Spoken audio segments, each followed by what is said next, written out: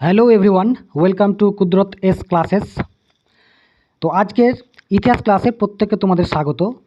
ঠিক আছে, এবং যেখানে ইতিহাসের আমরা পিএসসি ক্লার্কশিপের, ঠিক আছে, পিএসসি ক্লার্কশিপের যে পরীক্ষাটা হয়েছিল সেটা হচ্ছে 1998 থেকে একদম 2019 পর্যন্ত যতগুলো ইতিহাসের অর্থাৎ মানে প্রাচীন আর হচ্ছে তোমার মধ্য প্রাচীন আর মধ্যযুগের যে ইতিহাস থেকে যে কোশ্চেনগুলো এসেছিলো সেইগুলো কিন্তু আমরা খুব পুঙ্খানুপুঙ্খভাবে আলোচনা করব। দেখো, একটা কথা বলে রাখি যে ইতিহাসের পোর্শনটা, ইতিহাসের বহরটা অনেক বড়, ইতিহাসের সিলেবাসটা অনেক বেশি। ঠিক আছে, তো তুমি দুটো পার্টে ভেঙে নিতে পারো। ঠিক আছে, যদি তুমি যে কোনো সাবজেক্ট যদি সিগমেন্টে ভাঙতে পারো, সিগমেন্টে অর্থাৎ দেখো তোমার কাছে সহজ হয়ে যাবে, মানে হ্যাপাজাটলি হবে না। যদি তুমি ধরো একসঙ্গে সবগুলোকেই শুরু করো বা সবগুলোকেই যদি একসঙ্গে মানে শুরু করো তাহলে তালগোল পেকে যাবে। তাহলে আমি যে বিষয়টা দেখছি, দেখো যে বিষয়টা করছি যে মধ্যযুগ আর প্রাচীন যুগের যে ইতিহাসের যে কোশ্চেনগুলো এসেছিলো সেইগুলো আজকে আলোচনা করব। ঠিক আছে, আর আধুনিক যুগে অর্থাৎ ন্যাশনাল মুভমেন্টের যে কোশ্চেনগুলো সেটা অন্য একদিন পার্টে আলোচনা করব। ঠিক আছে, তো দেখো এখান থেকেই দুটো পার্টে কিন্তু পুরো হিস্ট্রিটাকে আমাদেরকে দুটো পার্টে পড়তে হবে। তুমি যদি পার্টলি না পড়ো তাহলে কিন্তু তোমার কাছে বার্ডেন হয়ে যাবে। হ্যাঁ, বার্ডেন হয়ে যাবে। সুতরাং এটা যেন না হয় সেইভাবে আমরা আলোচনা করব। চলো তো শুরু করা যাক। প্রথম কোশ্চেনটা কি বলেছে দেখো, 2019 সালে, দেখো 2019 সালে দুখানা কোশ্চেন এসেছিলো এবং সেখানে দুটো শিফটে হয়েছিল। ঠিক আছে, দুটো শিফটে পরীক্ষা হয়েছিল, তো দুখানা কোশ্চেন হয়েছিল একদম প্রাচীন আর যে অ্যানসিয়েন্ট আর মিডিয়াভেল থেকে। তো দেখো প্রথম কোশ্চেনটা কি বলেছে দেখো, যে গৌতম বুদ্ধের জন্মস্থান কোথায়। তাহলে গৌতম বুদ্ধ যদি বলতে গেলে, তো জন্মস্থান যেহেতু বলতে যায়, তার আগে তোমাকে এখন মাথা রাখতে হবে যে গৌতম বুদ্ধ 563 বিসিতে তিনি জন্মগ্রহণ করেছিলেন। ঠিক আছে, কপিলাবস্তু, দেখো এখানে যে অপশানগুলো আছে, কপিলাবস্তু যেটা হচ্ছে সেটা হচ্ছে তোমার নেপালের একটা ডিস্ট্রিক্টের নাম কপিলাবস্তু। ঠিক আছে, আর লুম্বিনী যেটা হচ্ছে দেখো, লুম্বিনী মানে কপিলাবস্তু লুম্বিনী এলাকায়, লুম্বিনী গ্রামটার নাম, সেখানে তার জন্মগ্রহণ হয়েছিল গৌতম বুদ্ধের। এখানে খ্রিস্টপূর্ব দেখো, তোমাকে যদি বলে খ্রিস্টপূর্বাব্দ, যদি সমকারান্ত কোশ্চেন বলে তাহলে তুমি কি বলবে? খ্রিস্টপূর্বাব্দ ষষ্ঠ শতকে, দেখো 5 আছে আর দেখো 63 আছে, তাহলে ষষ্ঠ শতকে। ঠিক আছে, শতকটা যেটা হয় তোমার শতক থাকে তার যে পরে হয় সেটা, এটা 500 আছে, তার মানে ষষ্ঠ শতক হবে।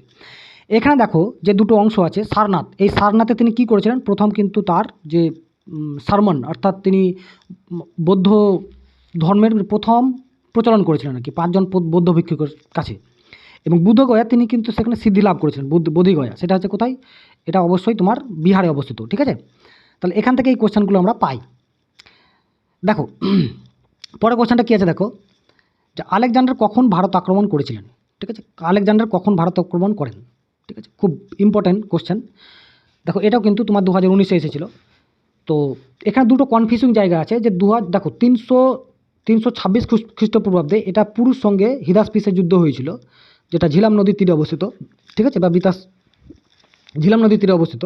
ঠিক আছে, এখানে আক্রমণ যদি বলে তাহলে কিন্তু 326কেই ধরা হয়।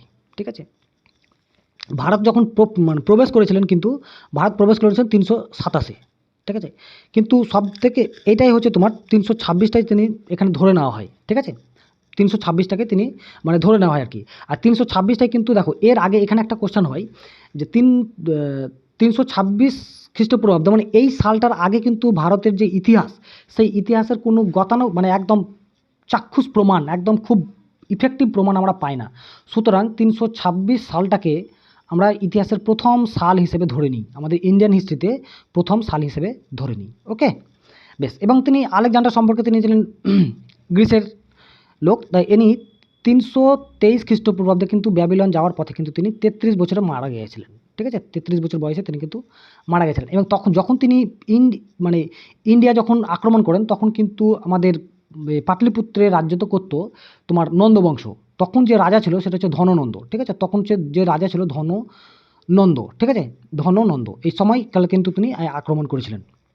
এবং পরবর্তীকালে তিনি সেলুকাসকে তিনি তার দায়িত্বভার দিয়ে তিনি প্রত্যাগমন করেছিলেন। পরবর্তীকালে 327 খ্রিস্টাব্দে ব্যাবিলন যাওয়ার পথে তিনি কিন্তু মারা যান। হ্যাঁ, বেশ। তারপর কোশ্চেনটা কী আছে দেখো, দেখো 15তে দেখো সব থেকে দুঃখের বিষয়, যেহেতু পিএসসির একটা খুব ইম্পর্টেন্ট, মানে পিএসসির একটা খুব ফেভারিট জায়গা হচ্ছে হিস্ট্রি, কিন্তু দেখো সেখানে দেখো একটাও কোশ্চেন দেয়নি, একটাও কোশ্চেন দেয়নি। সেটা এই জন্যই বলছি, দেখো কোনো পরীক্ষার কিন্তু স্ট্র্যাটেজি বলে কিছু হয় না যে আমি এই পোর্শনটা খুব ভালোভাবে পড়বো, এই পোর্শনটা আমি খুব একটু দুর্বলভাবে পড়বো, এরকম নয়। তোমাকে যে যতটুকু তুমি পড়বে বা যেখান থেকে তুমি পড়বে সেই জায়গাটাকে খুব প্রত্যেকটা জায়গা থেকে তোমাকে একদম স্ট্রংভাবে যেতে হবে। বুঝতে পারছো? কেউ যদি ভাবে যে আমি ইতিহাস থেকে প্রচুর পড়ে যাবো, দেখো 2015 সালে যে পরীক্ষা দিয়েছে সে কিন্তু পুরোপুরি আউট হয়ে গেছে, ঠিক আছে? একদম বল খেলতে না খেলতে আউট, 0 রানে আউট। দেখো 2013 সালে এসেছে, দেখো 2013 সালে কী এসেছে, 3খানা কোয়েশ্চেন এসেছে। প্রথমবারের মতো অশোকের শিলালিপির পাঠোদ্ধার করেছিলেন কে? ঠিক আছে, 1837 খ্রিস্টাব্দে, ঠিক আছে, জেমস প্রিন্সেপ বলে একজন ব্যক্তি, তিনি কিন্তু তার পাঠোদ্ধার করেছিলেন শিলালিপির। ঠিক আছে, এই শিলালিপিগুলো কিন্তু কি বলতো, তোমার 4টে ভাষায় রচিত হতো, ঠিক আছে? 4টে ভাষায়। পিকে ব্যাগ, এই কথাটা মাথা রাখবে, তাহলে চলে আসবে। দেখো পিকে ব্যাগ, পিকে ব্যাগ মানে কি? পিকে সিনেমা দেখেছো নিশ্চয়ই, পিকে দেখবে আমির খানের যে একটা ব্যাগ নিয়ে বেরোতো, সেই ব্যাগটাকে হারিয়ে গেছিলো, তাই না?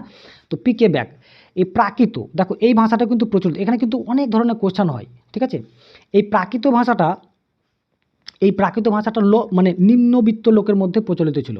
খরষ্টি, এই ভাষাটাও প্রচলিত হচ্ছে, সেটা হচ্ছে উত্তর, তোমার একদম উত্তর পশ্চিম অংশে এই ভাষাটা প্রচলিত ছিল, এই খরষ্টি, ঠিক আছে? ব্রাহ্মী, এটা হচ্ছে পূর্ব ভারতে প্রচলিত ছিল, পূর্ব, ঠিক আছে? ইস্ট অংশে প্রচলিত ছিল।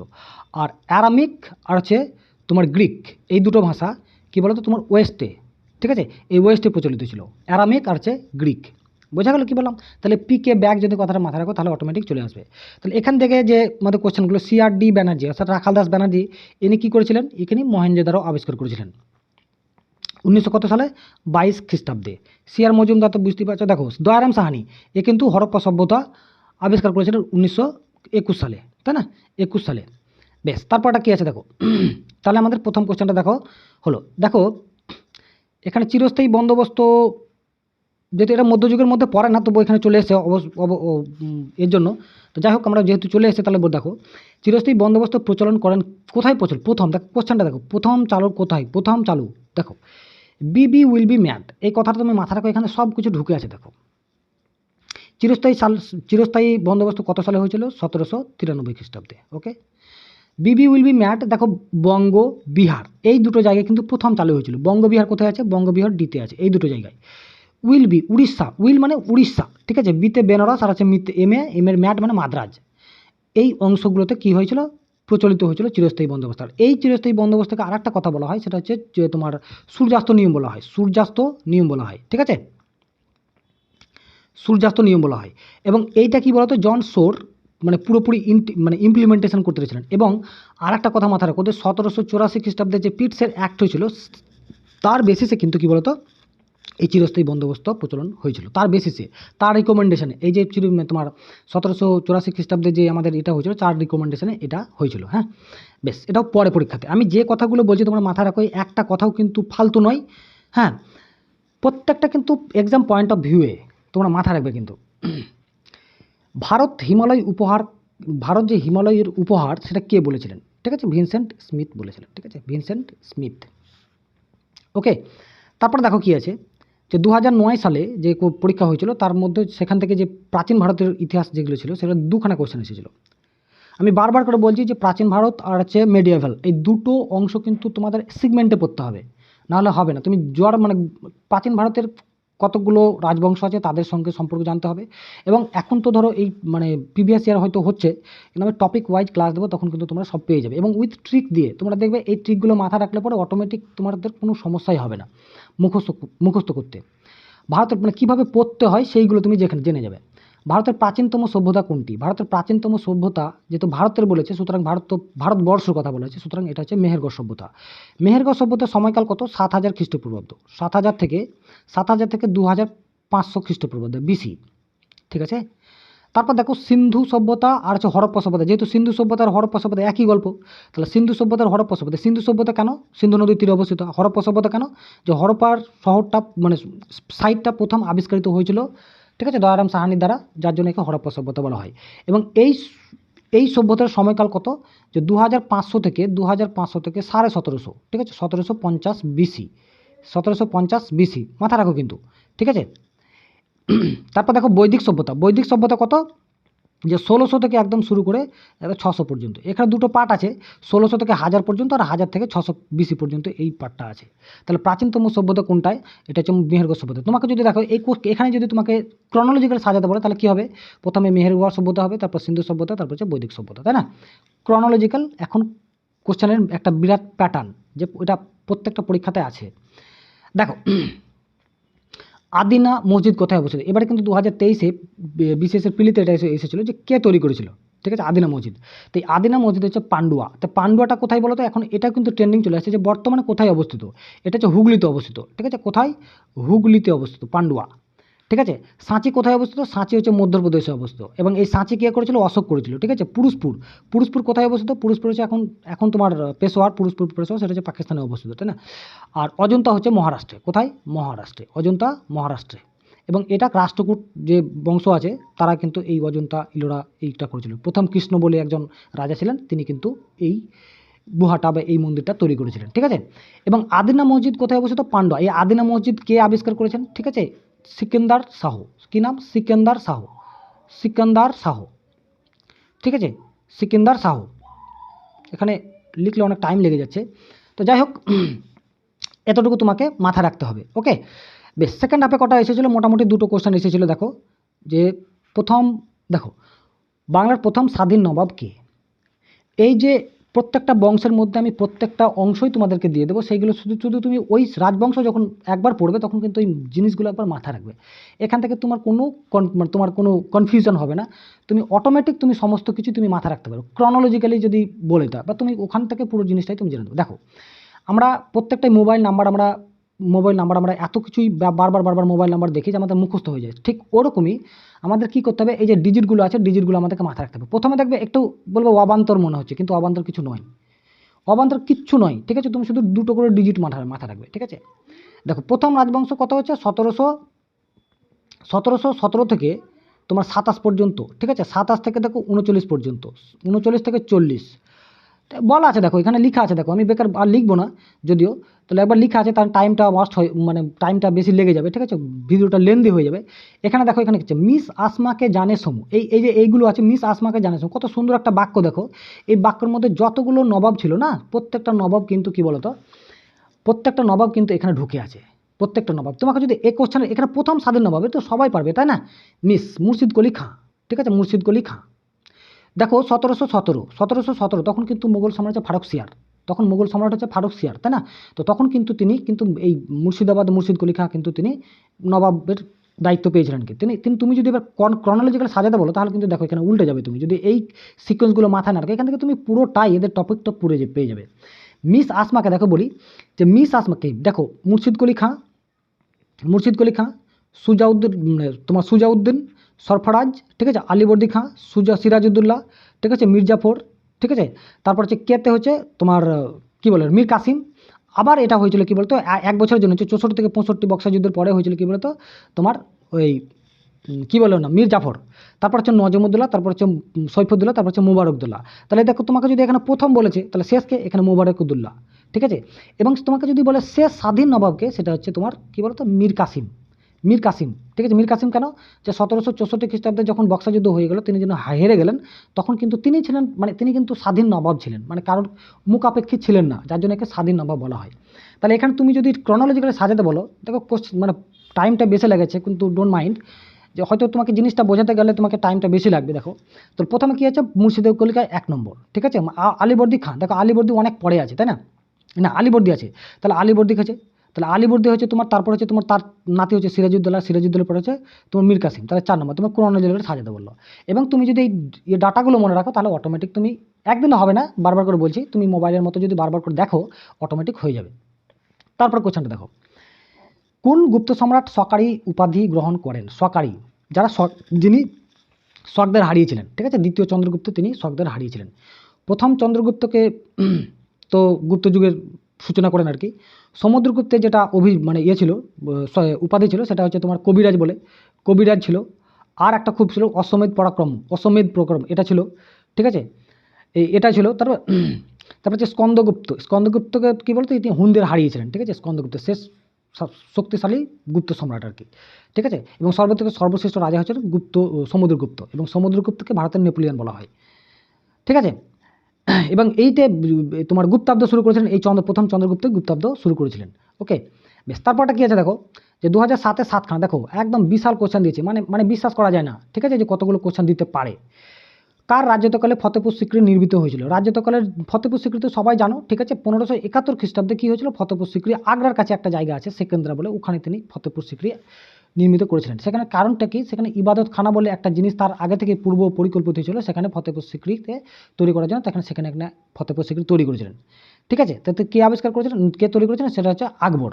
ওকে, বেশ। তারপর কি আছে দেখো, কোন গুপ্ত রাজা পশ্চিম ভারতের শকদের শাসনের অবসান করে? তাহলে সকারি, দ্বিতীয় চন্দ্রগুপ্ত যেহেতু শকদের পরাজিত করেছিলেন, তাহলে সকারি, এই জন্যই সকারি বলা হয়, এই জন্যই কী বলা হয়, সকারি বলা হয়। ওকে, দেখো তারপরে গেছে ভারতের শেষ মুঘল সম্রাট কে ছিলেন? শেষ মুঘল সম্রাট কে ছিলেন? তাহলে আমি বারবার করে বলছি, প্রত্যেকটা রাজবংশের একটা করে তুমি যদি ঠিক জানো, এখানে সব কিছু হয়ে যাবে। তাহলে দ্বিতীয় বাহাদুর শাহ তো জানো, সবাই জানো দ্বিতীয় বাহাদুর শাহ যখন আমাদের মহাবিদ্রোহ হয়ে গেছিলো বা তোমার মহাবিদ্রোহ হয়েছিল, তখন কিন্তু তাকে, ঠিক আছে, 1862 খ্রিস্টাব্দে তাকে রেঙ্গুনে কী করা হয়েছিল, ডিপোর্ট করা হয়েছিল, অর্থাৎ তাকে নির্বাসিত করা হয়েছিল, দ্বিতীয় বাহাদুর শাহ, ঠিক আছে। তো দেখো এখানে যে সুন্দর একটা কথা বলা হয়েছে, সেই কথাটা দেখো প্রত্যেকটা, মানে এতে দেখো তুমি অটোমেটিক বুঝে যাবে, দেখো যে এখান থেকে কত রকমের কোশ্চেন তুমি শেষ করতে পারবে না, কত রকমের কোশ্চেন হয়, ঠিক। দেখো 7 থেকে 12 কে বাহাদুর শাহ, ঠিক আছে, প্রথম বাহাদুর, এটা দ্বিতীয় বাহাদুর শাহ, তো এটা প্রথম বাহাদুর শাহ। তারপর হচ্ছে 12 থেকে 13 হচ্ছে তোমার জাহানদার শাহ। তারপর 13 থেকে 19 ফারুক সিয়ার। আমি কি বললাম, ফারুক সিয়ার 1717-তে কী হয়েছিল, তোমার মুর্শিদ কুলি খান তিনি বাংলায় নবাব সাম্রাজ্য, মানে নবাব গোষ্ঠীর করেছিলেন, সূচনা করেছিলেন। তারপর হচ্ছে মোহাম্মদ শাহ, দেখো এই মোহাম্মদ শাহ 1719 থেকে একদম 48 পর্যন্ত এই মোহাম্মদ শাহ কিন্তু রাজত্ব করেছেন। তখনই কিন্তু 1739-এ নাদির শাহ কিন্তু তিনি ভারত আক্রমণ করছেন, ঠিক আছে, নাদির শাহ। এবং 54 থেকে 59 এনেছে আলমগীর, ঠিক আছে। আর আহমদ শাহ 48 থেকে 49 আহমদ শাহ, ঠিক। আহমদ শাহ হচ্ছে 48 থেকে 49 বলছে 54। খুব ইজি, তুমি একবার মাথায় রাখো, দেখো ইজি হবে, আমি বাধ্য আগে ইজি হতে বাধ্য, ঠিক আছে। এবং 54 থেকে দেখো এই যে আলমগীর কথাটা লিখেছেন, এখানে কিন্তু একটা মানে লবি আছে। লবি মানে কি, এখানে এই আলমগীর থেকে শুরু করে সবগুলো দ্বিতীয় আলমগীর, ঠিক আছে, শাহ আলম, তারপর হচ্ছে আকবর, তারপর হচ্ছে বাহাদুর শাহ। এই যে আকবর দেখতে পাচ্ছ, আকবর 6 থেকে তোমার 39 থেকে 6, 1806 পর্যন্ত, ঠিক আছে। এখানে 1858 পর্যন্ত হবে, এখানে 18টা লেখা হয়নি, 1858 আর 37 থেকে 58 তিনি দ্বিতীয় আকবর। আর দ্বিতীয় আকবর কিন্তু আমাদের এই আমাদের রাজা রামমোহনকে তিনি তার পেনশনের জন্য তিনি ইংল্যান্ডে পাঠিয়েছিলেন। ওকে, বেশ। তারপরে দেখো শিখ ধর্মের প্রতিষ্ঠাতা কে? শিখ ধর্মের, বুঝতেই পারছো শিখ ধর্মের প্রতিষ্ঠাতা কে, এখানে কে, গুরু নানক। কত সালে ছিলেন, 1459 খ্রিস্টাব্দে করেছিলেন, ঠিক আছে। এবার এটারও একটা আছে, ঠিক আছে, অটোমেটিক তুমি সব কিছু। আর গুরু গোবিন্দ সিং হচ্ছেন তোমার লাস্ট দশম কি হচ্ছে, দশম হচ্ছে তোমার গুরু আর কি, দশম গুরু, ঠিক আছে। তেগ বাহাদুর কত, নবম গুরু, ঠিক আছে, তেগ বাহাদুর নবম গুরু। আর অর্জুন কত, পঞ্চম গুরু, ঠিক আছে। অর্জুন হচ্ছে কত খ্রিস্টাব্দে মারা যায় বলো তো, 1606 খ্রিস্টাব্দে মারা যায়। অর্জুনকে 16 তোমার নাম জাহাঙ্গীর, তাকে কিন্তু হত্যা করেছিলেন। আর তেগ বাহাদুরকে কে হত্যা করেছেন, ঔরঙ্গজেব হত্যা করেছিলেন, ঠিক আছে, ঔরঙ্গজেব হত্যা করেছিলেন, ঠিক আছে। দেখো তারপর কি আছে, দেখো গীত গোবিন্দ, কি কোশ্চেনটা আছে, গীত গোবিন্দ রচয়িতা জয়দেব বাংলার কোন রাজার সভাকবি? গীত গোবিন্দ জয়দেব, দেখো গীত গোবিন্দের রচয়িতা জয়দেব, ইনি বীরভূমের, দেখবে একটা জায়গা আছে বীরভূমের, জয়দেব বলে একটা জায়গা আছে, তিনি কিন্তু এই বীরভূমের কিন্তু বাসিন্দা, ঠিক আছে, বীরভূমের বাসিন্দা। এবং তিনি কিন্তু লক্ষণ সেনের সময়কালে কিন্তু সভাকবি ছিলেন, লক্ষণ সেনের সভাকবি, ঠিক, লক্ষণ সেনের সভাকবি। ওকে, বেশ। ধর্মপাল ছিল পাল বংশের সর্বশ্রেষ্ঠ রাজা, দেবপাল, ঠিক আছে, দেবপাল হচ্ছে সর্বশ্রেষ্ঠ রাজা, কিন্তু এটা মাথা রাখবে কিন্তু, হ্যাঁ, বেশ। তারপরে কি আছে, বললে অনেক কিছু বলা হয়, কিন্তু যেহেতু ভিডিওটা লেন্দি হয়ে যাবে, যার জন্য আমাকে খুব তাড়াতাড়ির মধ্যে শেষ করতে হচ্ছে। ওকে, দেখো অপালা, লোপামুদ্রা, গার্গী, একটা এই যে বিদুষী মানে যারা খুব জ্ঞানী বৈদিক মানে রচনা করতেন, ঠিক আছে, শাস্ত্র যে রচনা করতেন, তাদেরকে বলা হয় এরা। তো এরা অবশ্যই জানো, এরা বৈদিক যুগের কি বলে তো, বিদুষী, ঠিক আছে, বৈদিক যুগের। তারপরে দেখো মহাবলীপুরমের রথ আকার বিশিষ্ট মন্দিরগুলি নির্মিত হয়েছিল কোথায়? মহাবলীপুরমের রথ আকার মন্দিরটি কোথায় হয়েছিল বলতো? মহাবলীপুরম তামিলনাড়ুতে অবস্থিত, ঠিক আছে। এবং এটা আবিষ্কার করেছিল পল্লব বংশের, পল্লবরা, ঠিক আছে, পল্লব কোন রাজা? এখানে কোশ্চেন দেখো, কলতে নরসিংহ বর্মন, নরসিংহ বর্মন, প্রচুর ইম্পর্টেন্ট কিন্তু নরসিংহ বর্মন। ইনি কিন্তু নরসিংহ বর্মন কিন্তু পল্লব বংশের শ্রেষ্ঠ রাজা। নরসিংহ বর্মন পল্লব বংশের শ্রেষ্ঠ রাজা। প্রথম কোশ্চেন কোথায় ছিল, কাদের আমলে হয়েছে, কার আমলে হয়েছে, এগুলো কিন্তু খুব ইম্পর্টেন্ট। এই নরসিংহ বর্মন আবার হচ্ছে তোমার খুব ইম্পর্টেন্ট কিন্তু, হ্যাঁ। বেশ, তারপরটা কী আছে দেখো, সেকেন্ড শিফটে 2007 সালে কী এসেছিলো দেখো, যে সমুদ্রগুপ্তের এলাহাবাদ প্রশস্তি কে রচনা করেন, কে রচনা করেন? তো সমুদ্রগুপ্তের এলাহাবাদ প্রশস্তি, অর্থাৎ হচ্ছে প্রয়াগরাজ প্রশস্তি বলে, তার যে সভাকবি ছিলেন হরিসেন, তিনি কিন্তু রচনা করেছিলেন। ঠিক আছে, কালিদাস খুব মারাত্মক লোক, এখানে খুবই ইম্পর্টেন্ট। এটা দ্বিতীয় সমুদ্রগুপ্তের সময়, মানে দ্বিতীয় চন্দ্রগুপ্তের সময় ছিলেন আর কি কালিদাস, প্রচুর ইম্পর্টেন্ট ব্যক্তি। বিজয়গুপ্ত খুব একটা ইম্পর্টেন্ট নয়। বসুবন্ধু ছিল কনিষ্কের আমলে সময়। ঠিক আছে, বসুবন্ধু। ওকে, বেশ, তারপরে দেখো কি আছে, যে বাংলার হুসেন শাহী বংশের প্রতিষ্ঠাতা কে? হুসেন শাহী তো হুসেন শাহ। ঠিক আছে, হুসেন শাহ। ঠিক আছে, 1593 খ্রিস্টাব্দে। ঠিক আছে, 93 খ্রিস্টাব্দে। ঠিক আছে, এই হুসেন শাহী বংশের 4 জন রাজা ছিল। একটা হচ্ছে হুসেন শাহ প্রথম ছিল, তারপরে ছিল নসর শাহ, তারপরে হচ্ছে তোমার এই গিয়াসউদ্দিন মামুন শাহ, এই ছিল শেষ রাজা। এই গিয়াসউদ্দিন মামুন শাহ শেষ রাজা। আর একজন ছিল, সেটা হচ্ছে ফিরোজ শাহ। আর একজন ছিল কি বলতো, ফিরোজ শাহ। এবং 1538 কিন্তু কী হয়, মানে তোমার 1493 থেকে 1538 শেষ হয়ে যায়। ঠিক আছে, এই রাজ্যটা। বেশ, তারপরে দেখো কি আছে, তাহলে হুসেন শাহী বংশের প্রতিষ্ঠাতা হুসেন শাহ। দেখো, অশোকের শিলালিপি, আবার কোশ্চেনটা এসেছে, অশোকের শিলালিপি প্রথম পাঠোদ্ধার করেন কে? সেটা হচ্ছে জেমস প্রিন্সেপ 1837 খ্রিস্টাব্দে। যেহেতু আলোচনা করেছি বিষয়টা, ওই জন্য ওরা আর বেশি গভীরে যাব না। দেখো 20 কোশ্চেনটা কী আছে দেখো, যে দিল্লির কোন সুলতান বাজার বা মূল্য নিয়ন্ত্রণের জন্য ব্যবস্থা করেছিলেন? আলাউদ্দিন খলজি, কোনো গল্পই নেই। এবং তিনি কিন্তু প্রথম, এর হচ্ছে আলী গুরসাপ্প, এর নাম হচ্ছে আলী গুরসাপ্প। তার মামা, মানে মামা প্লাস শ্বশুর, ঠিক আছে, জালালউদ্দিন খলজিকে কিন্তু হত্যা করে, ঠিক আছে, জালালউদ্দিন খলজিকে হত্যা করে তিনি সিংহাসনে বসেছিলেন। ঠিক আছে, সিংহাসনে তিনি বসেছিলেন। আর এনার নাম হচ্ছে কি, আলী গুরসাপ্প। আর হচ্ছে তোমার 1306 খ্রিস্টাব্দে তিনি কিন্তু দক্ষিণ ভারতে, মানে তোমার অভিযান চালান প্রথম দক্ষিণ ভারতে। আর উত্তর পূর্ব ভারতের প্রথম, এবার একটা বিশেষ কোশ্চেন এসেছিল, উত্তর পূর্ব ভারতের প্রথম কোন সুলতানি তুমি অভিযান চালান? সেটা হচ্ছে বলবন। খুব ইম্পর্টেন্ট জায়গা, খুব বলবন। আর ইলতুৎমিশ হচ্ছে কি বলতো, ইলতুৎমিশ হচ্ছে তোমার দাস বংশের শ্রেষ্ঠ রাজা, এবং একে বলা হয় কি বলা হয় বলতো, একে দাসেরও দাস বলা হয়। এবং ইনি কিন্তু ইকতা প্রথা কী করেছিলেন? প্রতিষ্ঠা করেছিলেন। ইকতা মানে কি? ইকতা হচ্ছে যে জমি দেওয়া, টাকার পরিবর্তে জমি দেওয়া। বিন্তুগুলো তো বুঝতেই পারছো, বিন্তুগুলো খুব মারাত্মক জায়গা। একে পাগলা রাজা বলা হয়। কেন রাজা বলা হয়? যে তিনি যে 4-5টা যে পাঁচটা যে করেছিলেন, মানে প্রকল্প চালু করেছিলেন, প্রত্যেকটাই কিন্তু কী করেছিল? বিফল হয়েছিল। যার জন্য একে বলা হয় পাগলা রাজা। কিন্তু একেই আবার শ্রেষ্ঠ রাজা বলা হয়। এবং বিন্তুগুলোকে সময় কিন্তু, মানে তোমার দক্ষিণ ভারত বলো, ভারতের যে অন্যান্য অংশে কিন্তু বিভিন্ন জনগোষ্ঠীর তৈরি হয়। ওকে, বেশ, তারপরে দেখো, গৌতম বুদ্ধের পুত্রের নাম কী ছিল? গৌতম বুদ্ধের পুত্রের নাম কী ছিল? সেটা, তার নাম তো বুঝতেই পারছো, রাহুল। ঠিক আছে, গৌতম বুদ্ধের। আর আনন্দ কী ছিল বলো তো? আনন্দ ছিল হচ্ছে যে ত্রিপিটক রচিত করেছিল। ত্রিপিটকের মধ্যে বিনয় পিটক, সূত্রপিটক, অভিধর্ম। বিনয় পিটক, আর হচ্ছে সূত্রপিটক, আর হচ্ছে অভিধর্ম পিটক। ঠিক আছে, অভিধর্ম। তো বিনয় পিটকের রচিত ছিলেন তোমার আনন্দ, আর সূত্রপিটকের মানে তোমার রচিত ছিলেন কি বলতো, তোমার উপালি। ওকে, গৌতম বুদ্ধের পুত্রের নাম যে হলো, তো তোমার গৌতম বুদ্ধের স্ত্রীর নাম কি? যশোধরা। ঠিক আছে, বুদ্ধ মহাশুদ্ধ, কথাটা মাথা রাখবে, বুদ্ধ ইয়ার,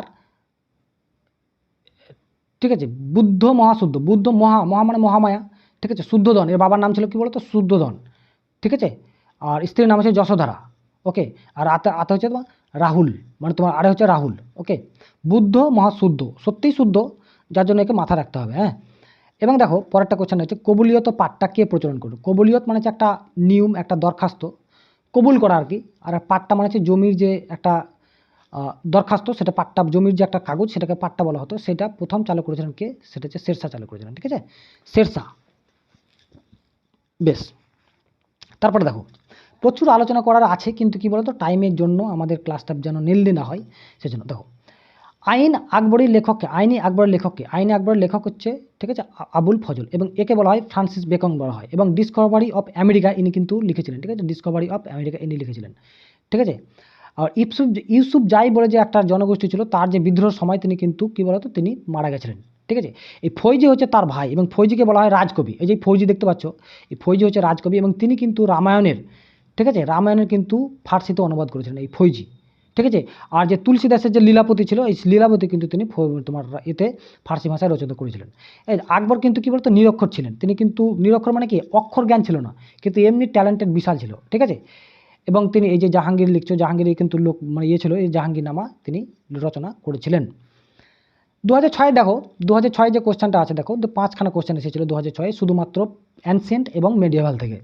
তো অ্যানসিয়েন্ট মেডিয়েভাল থেকে 5খানা কোশ্চেন শকাব্দ গণনা হয় কত বছর থেকে, তাহলে 78 খ্রিস্টাব্দের শকাব্দ কে আলোচনা করে, কে প্রতিষ্ঠা করে, সেটা হচ্ছে তোমার কী বলো নাম, কনিষ্ক, তাই না, কনিষ্ক। আর তোমার এটা হচ্ছে বিক্রম সম্বত প্রতিষ্ঠা করে, ঠিক আছে, বিক্রম সম্বত। আর 327 খ্রিস্টাব্দে তো বুঝতেই পারছো আমাদের আলেকজান্ডার ভারত আক্রমণ করেছিল, কিন্তু আমরা 326 টাকাই আমরা ধরে নেবো, ঠিক আছে। আর 320 খ্রিস্টপূর্বাব্দ তোমার 319 থেকে 20 খ্রিস্টপূর্বাব্দ কী হয়েছে, তোমার চন্দ্রগুপ্ত মৌর্য, ঠিক আছে, তিনি কিন্তু কী করছেন, তিনি রাজবংশে অর্থাৎ তিনি মৌর্য বংশ প্রতিষ্ঠা করছেন আর কি, ঠিক আছে। 19 খ্রিস্টাব্দে, এখানে 20 খ্রিস্টাব্দ নয়, খ্রিস্টপূর্বাব্দ নয়, ওকে বেশ। এলাহাবাদ প্রস্তুতিতে কোন সম্রাটের কীর্তি বিনতি, এলাহাবাদ প্রস্তুতিতে কোন সম্রাট, এলাহাবাদ প্রস্তুতি কে লিখেছে, সেটা হচ্ছে হরিসেন, ঠিক। তাহলে তার কাজকর্ম সেটা হচ্ছে তোমার সমুদ্রগুপ্ত, ঠিক আছে। এখানে একটা কথা বলে রাখি যে পেন, সমুদ্রগুপ্ত কথাটা একে কবিরাজ বলা হয়, তো কবি কার ভাব, তার যাদের মানে কলম থাকে, পেন থাকে, তাদেরই তো কবিরাজ বলা হয় না, মানে কবি বলা হয়। কবিরাজ মানে কবিদের রাজ। দেখো পেন, তাই না, প্রয়াগরাজ, এরান আর একটা হচ্ছে নালন্দা, এই তিনটে কিন্তু কী করেছেন, তিনি কিন্তু তার শিলালিপি তখনকার কালে মানে রচিত হয়েছিল পেন, ঠিক আছে বেশ। তারপর দেখো কী আছে, দেখো যে শেরশাহের সেনাপতি কে ছিলেন, কি বলছে, শেরশাহের সেনাপতি কে ছিলেন, ব্রহ্মজিৎ গৌড়, খুব ইম্পর্ট্যান্ট। দেখো শেরশাহের ইনি ছিলেন ব্রহ্মজিৎ গৌড়। শায়েস্তা খান ইনি ছিলেন কী বলতো তোমার ঔরঙ্গজেবের কে সেনাপতি। এই শায়েস্তা খানকে তোমার কী বলতো তোমার নাম কী গো, শিবাজি, আমাদের শিবাজি কিন্তু কী করেছিলেন, হত্যা করেছিলেন, ঠিক আছে। নাগের নাক মানে বাঘের যে নখের মতো একটা দিয়ে এই শায়েস্তাকে শায়েস্তা করে দিয়েছিল, মেরে দিয়েছিল, এটা মাথা রাখবে কিন্তু, এটা পরে পরীক্ষাতে। জয় সিং আর দলীয় সিং এরা দুজনেই কিন্তু কী বলতো ঔরঙ্গজেবের সেনাপতি ছিলেন। তার মধ্যে জয় সিংটা খুব ইম্পর্টেন্ট। 1665 খ্রিস্টাব্দে পুরন্দরপুরের মানে সন্ধি করছেন কার সঙ্গে, শিবাজির সঙ্গে, ঠিক আছে, শিবাজির সঙ্গে পুরন্দরপুরের মানে সন্ধি করছেন আর কি 1665 খ্রিস্টাব্দে, ওকে বেশ। জয় সিং তখন কিন্তু এই শিবাজি কিন্তু হেরে গেছিল, যার জন্য এটা হয়েছিল। তারপরে দেখো কী আছে, তৃতীয় পানিপথের যুদ্ধ কোন সালে হয়েছিল, তৃতীয় পানিপথের যুদ্ধ সবাই জানো যে 1761 হয়েছিল। কাদের সঙ্গে হয়েছিল, এটা হচ্ছে আহমদ শাহ আবদালি একজন, আর দ্বিতীয়ত হচ্ছে কি বলতো তোমার বালাজি বাজিরাও, কি নাম, বালাজি বাজিরাও, ঠিক আছে, এর সঙ্গে হয়েছিল। এবং এই 1761 খ্রিস্টাব্দে বালাজি বাজিরাও হেরে যাওয়ার পর তিনি কিন্তু মারা যান, ঠিক আছে, তিনি কিন্তু হতাশার মধ্যে দিয়ে তিনি কিন্তু মারা যান 6 মাস পরেই। 1757 খ্রিস্টাব্দে কী হয়েছিল, তোমার পলাশি যুদ্ধ হয়েছিল। 1526 খ্রিস্টাব্দে প্রথম বিশ্বযুদ্ধ মানে প্রথম পানিপথের যুদ্ধ হয়েছিল ইব্রাহিম লোদির সঙ্গে বাবরের, ঠিক আছে। আর 1526 খ্রিস্টাব্দে কী হয়েছিল তোমার সেকেন্ড অর্থাৎ দ্বিতীয় পানিপথের যুদ্ধ হয়েছিল আকবরের সঙ্গে হিমুর, বেশ। তারপরে কী আছে দেখো 2005 যে কোশ্চেনগুলো ছিল 3খানা কোশ্চেন এসেছিলো। এই জায়গাগুলো দেখো বারবার করে বলছি যে কোশ্চেনগুলো খুব ইম্পর্টেন্ট, খুব কঠিন কোশ্চেন নয়, ঠিক আছে, যে তোমাকে মাথায় রাখতে হবে যে এইগুলো কিন্তু তোমাকে পড়তে হবে ভাই, কিছু করার নাই। উত্তরাংশের একমাত্র রাজ্য যা আকবর জয় করতে পারেননি, ঠিক আছে, আকবর জয় করতে পারেননি, কাশ্মীর কিন্তু জয় করতে পেরেছিলেন, কিন্তু 1585 খ্রিস্টাব্দে কিন্তু তিনি জয় করেছিলেন, ঠিক আছে, 85 কাশ্মীর। বাংলা আর বিহার একসঙ্গে জয় করেছিলেন 1572 খ্রিস্টাব্দে, 72 থেকে 74 খ্রিস্টাব্দে তিনি কিন্তু জয় করেছিলেন।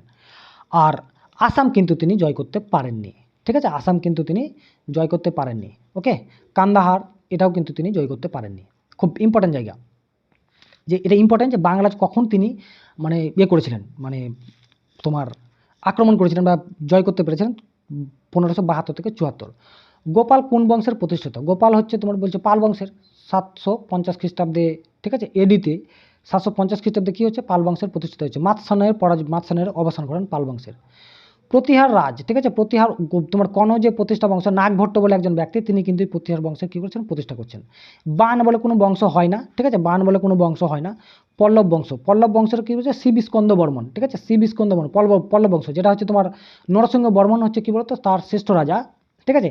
এই পল্লব বংশের কিন্তু কী করছেন, প্রতিষ্ঠা করছেন, ওকে, পল্লব বংশের প্রতিষ্ঠা করছেন, বেশ। তারপরে দেখো কী আছে, মেঘদূতের রচয়িতা কে ছিলেন, ঠিক আছে, মেঘদূতের রচয়িতা এটাও কিন্তু কী বলতো এই বিশেষ পিল্লিতে 2023 পড়েছিল, ঠিক আছে। তো কে রচনা করেছেন, খুব সহজ, বাল্মীকি কী রচনা করেন বলো, বাল্মীকি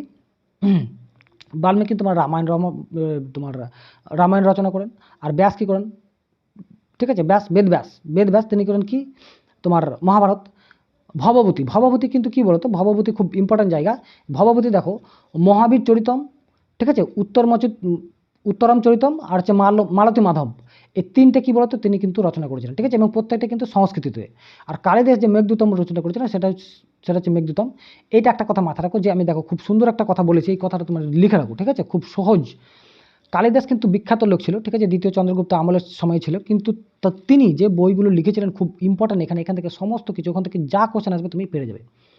কুমারীর অভিমান বলে কথাটা তুমি যদি শুনে রাখো বা তুমি যদি কথাটা মাথায় রাখো তাহলে কিন্তু তোমার সব হয়ে যাবে।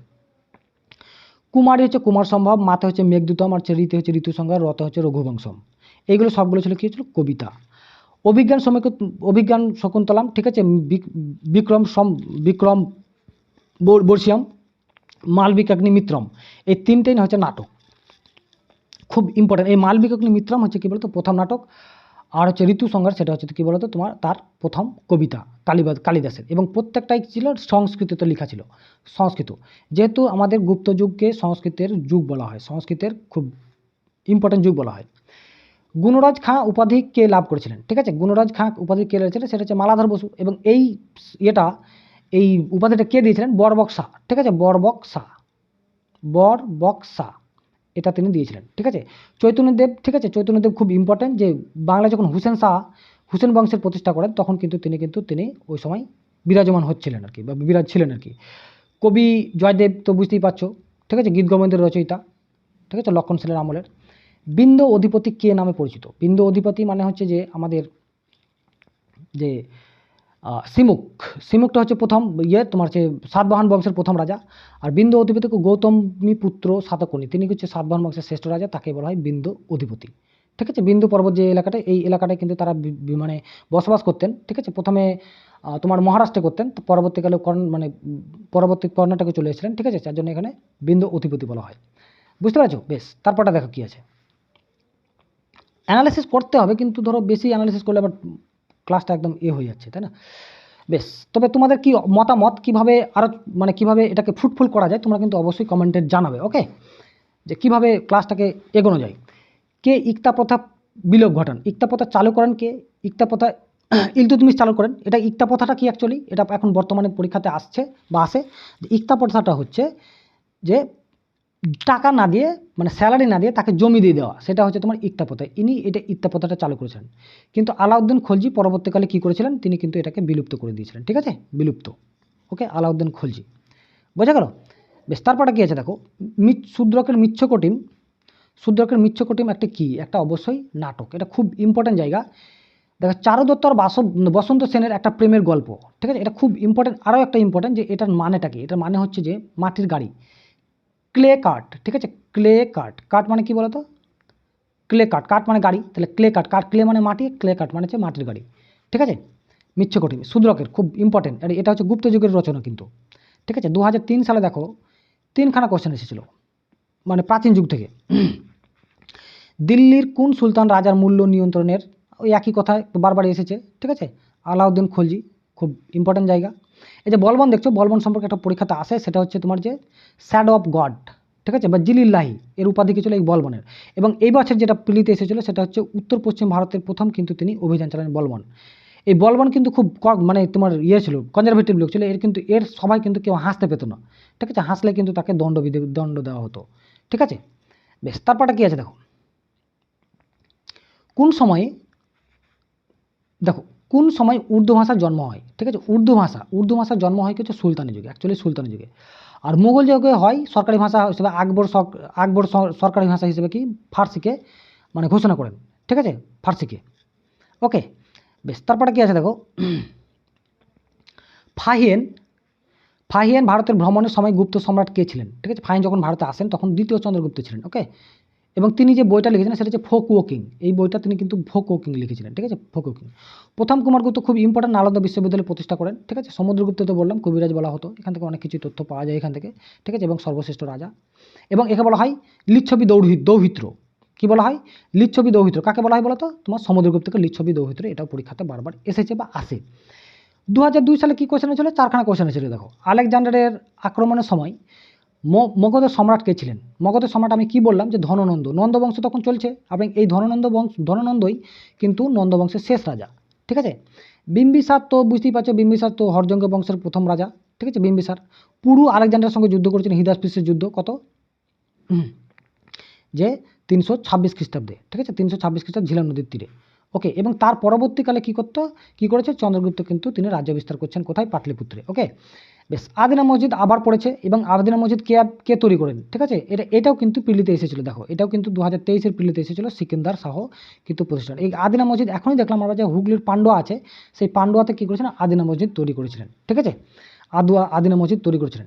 এই যে নসরত দেখছো, নসরত শাহ, এটা কিন্তু ছোট সোনা, ঠিক আছে, যে গৌড়ে যে ছোট সোনা মসজিদ তিনি কিন্তু প্রতিষ্ঠা করেছিলেন নসরত শাহ, ঠিক আছে, নসরত শাহ। এই যে আজম শাহ দেখছো, আজম শাহ কী করে বলো তো, এ কিন্তু কী বলো তো মক্কা বলে একটা জায়গা আছে, মক্কায় যে তোমার সেই এ কিন্তু গেছিলেন আর কি মক্কা হজ করতে, এরকম টাইমে এরকম আছে, একটা কোশ্চেন আসে, এরকম আসে, ঠিক আছে। বেশ, তারপরে দেখো 40 নম্বর কোশ্চেনটা কী আছে দেখো, যে কোন চোল রাজা বাংলাদেশ আক্রমণ করেন, খুব ইম্পর্টেন্ট, বারবার পরীক্ষাতে এসেছে, সেটা হচ্ছে রাজেন্দ্র চোল। এবং তিনি কী করেন, শ্রেষ্ঠ রাজা, চোল বংশের শ্রেষ্ঠ রাজা, তিনি কি ছিলেন, গ্রেট কিং, ঠিক আছে, শ্রেষ্ঠ রাজা 1 নম্বর। আর তিনিই হচ্ছেন কি গঙ্গৈকোন, ঠিক আছে, বা তোমার সেই চোল মণ্ডপুরম, ঠিক আছে, এই নামে কিন্তু কী ছিলেন, তিনি অভিধা গ্রহণ করেছিলেন, ঠিক আছে।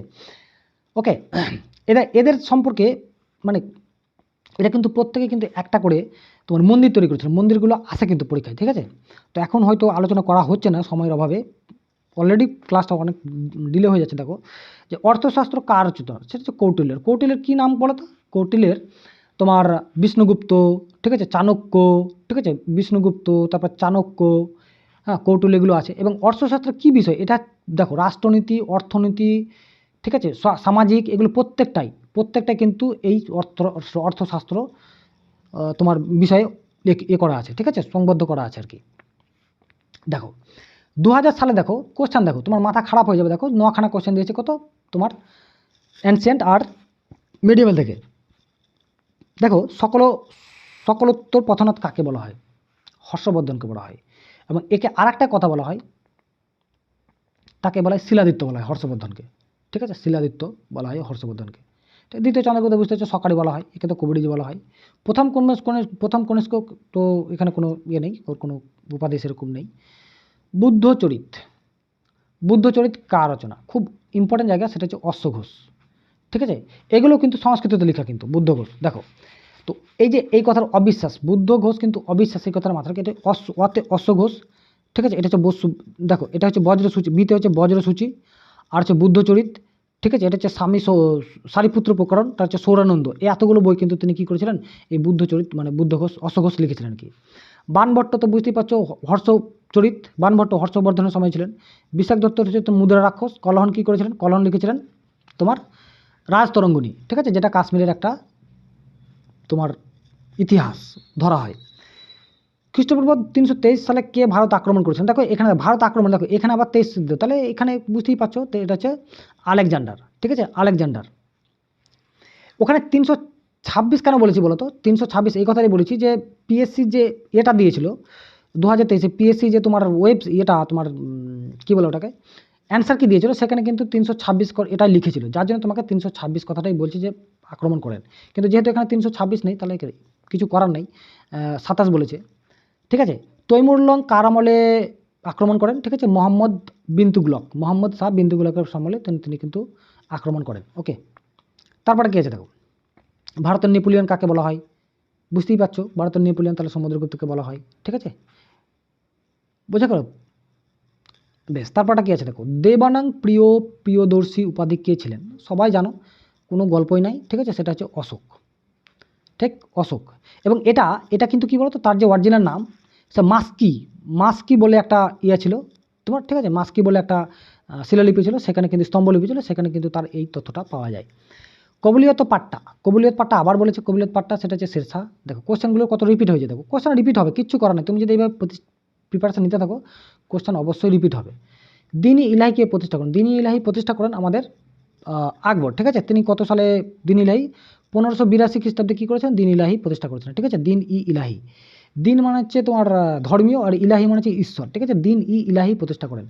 এবং ইনি কিন্তু সর্বধর্মের সমন্বয় বলে একটা প্রতিষ্ঠা করেছিলেন দিন-ই ইলাহি, এই প্রতিষ্ঠা করেছিলেন, ঠিক আছে? দিন-ই ইলাহি সর্বধর্মের প্রতিষ্ঠা, সংমিশ্রণ, সমন্বয়। এবং বীরবল কিন্তু প্রথম, ঠিক আছে? মহেশ দাস যার নাম, বীরবল কিন্তু প্রথম এই দিন-ই ইলাহি কী করেছিলেন? গ্রহণ করেছিলেন, ঠিক আছে? বেশ, তারপরটা দেখো, কিন্তু এইটা দিন ইলাহি বেশি দিন চলেনি, সেটা আজ থেকে মানে খুব কম সময়ের মধ্যে ওটা বিলুপ্ত হয়ে যায়। এলাহাবাদ প্রশস্তি কে লিখেছিলেন? বারবার একটা কথায় বারবার এসেছে, দেখো যেহেতু কোশ্চেন এসেছে সেটা দেখো কি, হরিসেন, ঠিক আছে? বিলহন কি লিখেছেন? তো বুঝতেই পারছো, বিলহন কাশ্মীরের ভিতরে। নাগার্জুন খুব ইম্পর্টেন্ট, মাধ্যমিক পরিক্রমা, ঠিক আছে? তিনি লিখেছিলেন। এটাকে বলা হয় ভারতের নিউটন বলা হয় নাগার্জুনকে, ঠিক আছে? নিউটন বলা হয় নাগার্জুনকে, এবং নাগার্জুন ছিলেন কনিষ্কের আমলের লোক। তারপর দেখো আইনে আকবরী কে লিখেছেন? আবার একই কথা এসেছে, ঠিক আছে? আবুল ফজল, মানে ঝেপে দিয়েছে পুরনো এর কোশ্চেনগুলোকে তুলে দিয়েছে। 1999 সালে দেখো কত কোশ্চেন এসেছে, দেখো 10খানা কোশ্চেন। ভাবো একবার, তুমি ভাবতে পারছো যে কী কোশ্চেন করেছে। তো দেখো সরকারি উপাধি কার ছিল? সরকারি তো বুঝতেই পারছো, সময় এখানে সরকারি থেকে এখানে চন্দ্রগুপ্ত বলা হয়েছে, এখানে দ্বিতীয় চন্দ্রগুপ্ত হবে সরকারি। এখনই বললাম, আমরা আলোচনা করেছি, যদিও আরও বেশি আলোচনা করার দরকার নাই, যদি কোশ্চেনগুলো আমাদের অবশ্যই শুধু দেখে নিতে হবে। নিচের কোনটি বৌদ্ধদের পবিত্র গ্রন্থ? তো বুঝতেই পারছো ত্রিপিটক। ত্রিপিটকের মধ্যে 3টে অংশ আছে, একটা হচ্ছে সূত্রপিটক, একটা বিনয় পিটক, হচ্ছে অভিধর্ম পিটক, খুব ইম্পর্টেন্ট। হ্যাঁ, বেশ, তারপরটা কী আছে দেখো, ভাস্কো দা গামা কত সালে ভারত আসেন? রয়েছে 1498 খ্রিস্টাব্দে কালিকট বন্দরে, কেরালার যে কালিকট বন্দর আছে সেখানে, ঠিক আছে? দেখো এখানে কি আছে, যে শিখ নেতা বান্দাকে মৃত্যুদণ্ড দেওয়া হয়েছিল কত সালে? তো 1716। এইখানে দেখো একটা খুব ইম্পর্ট্যান্ট টিক বলে দিয়েছি, প্রত্যেকটা তুমি বংশের একটা করে টিক পেয়ে যাবে। সেখান থেকে তুমি যদি মোবাইল নাম্বারের মতো তুমি যদি মোবাইলে সেভ করে রাখতে পারো, আর বারবার করে দেখো, অটোমেটিক কিছুদিন দেখলে পরে তুমি অটোমেটিক তুমি তাদের সম্পর্কে অনেকটা বেঁচে যাবে। কি বলছে দেখো, যে নারায়ণ হিরোকে টিজিবি রাখেন সিডিতে, ঠিক আছে? টিজিবি, ঠিক আছে? টিজিবি মানে হচ্ছে টেরা, টিজিবি বলে কি বলে না, তাই না? এটা হচ্ছে নানক, এটা হচ্ছে অঙ্গদ, তারপর হচ্ছে অমর, তারপর হচ্ছে রামদাস, তারপর হচ্ছে কী বলতো পঞ্চম হচ্ছে তোমার অর্জুন। তারপর হচ্ছে দেখো তোমার কি বলে ওটাকে, এর নাম কি, হর গোবিন্দ, তারপর হচ্ছে হর রাম, হর কিষেন, ঠিক আছে? তেগ বাহাদুর, গোবিন্দ সিং, তারপর হচ্ছে বান্দা। এই বান্দায় হচ্ছে দেখো, এই যে লাস্টে সেটা হচ্ছে বান্দা, এদের মধ্যে সিকোয়েন্সটা আছে দেখো, বান্দা, ঠিক আছে? 39 থেকে, এটা হচ্ছে 1400 থেকে, ঠিক আছে? 1400 থেকে শুরু। যখনই দেখবা ছোট কমে যাচ্ছে, তার মানে শতাব্দী চেঞ্জ হচ্ছে। দেখো 81 থেকে 6 শতাব্দীর কমে যাচ্ছে, এখানে কিন্তু মাথাটা দেখো, ঠিক আছে? শতাব্দী কমে যাচ্ছে। বেশ, একবার দেখে নেবে, আলোচনা করার বিষয় নেই, কারণ টাইমটা সংকীর্ণ। 1765 সালে ইস্ট ইন্ডিয়া কোম্পানিকে বাংলা, বিহার, উড়িষ্যা কে প্রদান করেন? ঠিক আছে? 1765-তে কে ছিলেন? শাহ আলম, তাই না? শাহ আলম, ঠিক আছে? 1765। তারপর দেখো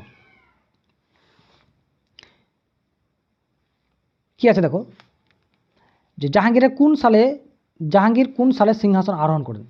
তো 1605 খ্রিস্টাব্দে যখন আকবর মারা যান, ঠিক আছে? তারপরে কী করেছে তিনি, তোমার জাহাঙ্গীর সিংহাসনে আরোহণ করেন আর কি।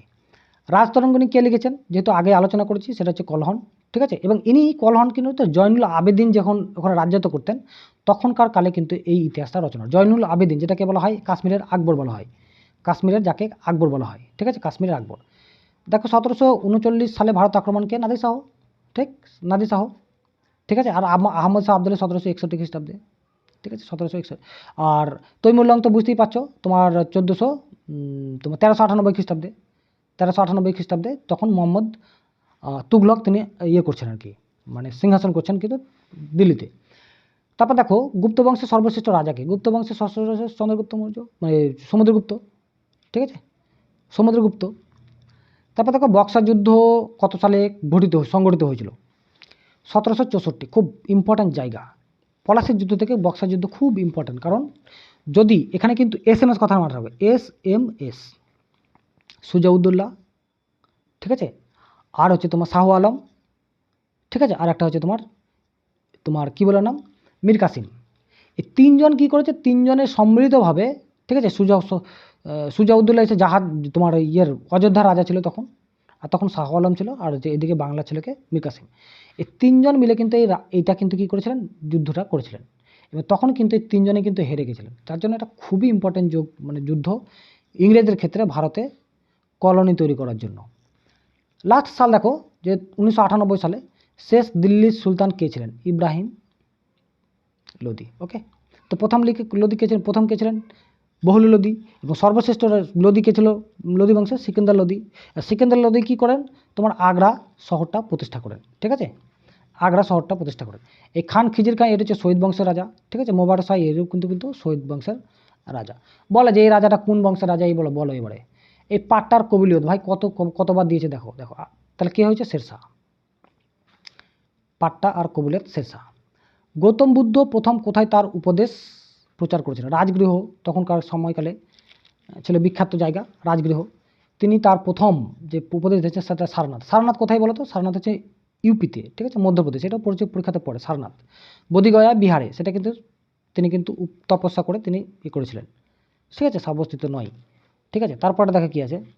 ঔরঙ্গজেব মারা যায় কত সালে? সবাই জানো, তিনি 1707 সালে মারা যায় এবং তাকে জিন্দাপীর বলা হতো। এবং তিনি কি করেছিলেন? যে তিনি তোমার কি বলে ওটাকে, কী বলবো, ছিলেন, ঠিক আছে, সুন্নি মুসলিম ছিলেন, ঠিক আছে, সুন্নি। এটাও পরীক্ষাতে আসে। তারপর দেখো কী আছে? অশোকের শিলালিপি কোন ভাষা লিখিত? দেখো এখানে দেখো, সংস্কৃত ভাষা লিখিত নয়, সংস্কৃত তো ছিল না, প্রাকৃত ছিল, আরণ্য ছিল, পার্সিয়ান তো নয়। কনফিউজ হয়েছে এই দুটোর মধ্যে, ঠিক আছে, দুটোর মধ্যেই। কিন্তু যেহেতু প্রাকৃত ভাষাটা নিম্ন বর্ণের লোকের মুখে প্রচলিত ছিল, সেই জন্য এখানে অ্যারামিক কথাটা হবে, ঠিক আছে, এখানে অ্যারামিক কথাটা হবে। ওকে, অ্যারামিক, বোঝা গেল? বেশ, তারপরটা কী আছে দেখো। হর্ষবর্ধনের রাজত্বকালে সফরকারী পর্যটকের নাম কি? হিউয়েন সাং, যিনি কি লিখেছেন। ফাহিয়ান কার আমলে হয়েছিলেন? দ্বিতীয় চন্দ্রগুপ্ত। লামা তারাকনাথ, তিনি কিন্তু 1500 খ্রিস্টাব্দে সুলতানের যুগে এসেছিলেন, ঠিক আছে। লামা তারাকনাথ তিনি তিবেত থেকে এসেছিলেন, তিব্বত থেকে এসেছিলেন। ঈদ সিং কিন্তু কি বলতো, হর্ষবর্ধনের পরবর্তীকালে এসেছিলেন, মানে পরপর। তাহলে তোমাকে যদি ক্রনোলজিক্যালি সাজাতে বলে, তো বুঝতেই পারছো, প্রথমে এসেছিল ফাহিয়ান, তারপর হচ্ছে হিউয়েন সাং, তারপর হচ্ছে ঈদ সিং, তারপর লাস্টে বলাই লামা তারানাথ। ওকে, ইনি কিন্তু বুদ্ধিস্ট ছিলেন, ঠিক আছে, ভিক্ষু ছিলেন লামা তারানাথ। রাজতরঙ্গিনীতে কালহান রাজ্য বর্ণিত হয়েছে কাশ্মীর। কতবার আছে, ঠিক না, এর বেকার ভাট করে লাভ নাই। দক্ষিণ ভারতের মুসলিম প্রসারিত দিল্লির, হ্যাঁ, এখানে আমি আগেই বলেছি যে দক্ষিণ ভারতের মুসলিম প্রসারিত দিল্লির সুলতানের নাম কি? সেটা হচ্ছে অবশ্যই আলাউদ্দিন খলজি। এবং তিনি কখন করেছিলেন? 1306 খ্রিস্টাব্দে করেছিলেন। ওকে, এবং তার সঙ্গে যে এটা ছিল সেনাপতি ছিল হচ্ছে মালিক কাফুর। কী নাম ছিল? মালিক কাফুর, ঠিক আছে, মালিক কাফুর। এই কাফুর ছিলেন, ঠিক আছে, এটা খুব ইম্পর্টেন্ট জায়গা, হ্যাঁ, মালিক কাফুর। তো চলো, এখান থেকে আর নেই, 68টাই আমাদের যতগুলো ছিল এসেছিলো, আমরা সবগুলো আলোচনা করলাম, ঠিক আছে। তবে দেখো তোমরা কিভাবে, আমার দেখো অনেকেই বলছে যে আমার খুব তাড়াতাড়ি হয়ে যাচ্ছে বলা, ঠিক আছে, বা অনেকেই কমেন্ট করছো তোমরা, কিন্তু কিভাবে বললে বা কিভাবে কি করলে তোমরা একটু সাজেশান দিলে খুব ভালো হয়, ঠিক আছে। তো চলো আর বেশি দেরি না করে শেষ করছি। Thank you.